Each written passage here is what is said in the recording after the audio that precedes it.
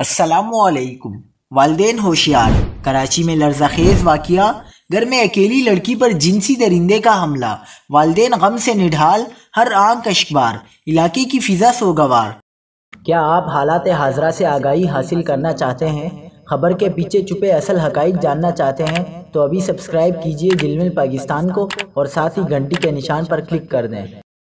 आपको बताते चले कि कराची के इलाके मुबीना टाउन में 14 साला ज़ैनब को ज्यादती के बाद कत्ल करने वाले मुलजिम को गिरफ्तार कर लिया गया। इस अलमनाक कत्ल का ताल्लुक मौसमियात के एक गरीब घर से है, जहां महंगाई के बाइस बाप, माँ और बड़ी बहन काम करते हैं। इस दौरान 14 साल की ज़ैनब घर में अकेली होती थी।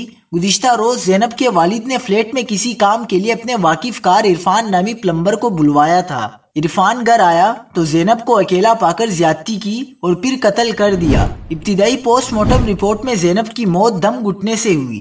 ज़ैनब की वालिदा गम से निढाल और इंसाफ की मुंतजिर है और उनका कहना है कि प्लम्बर को काम के लिए इतवार को बुलाया था, वो जुमेरात को आ गया।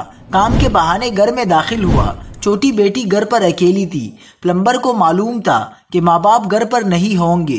खुदा जाने उसने क्या कहा कि बच्ची ने दरवाज़ा खोल दिया। ज़ैनब 8वीं जमात में पढ़ती थी और डॉक्टर बनना चाहती थी।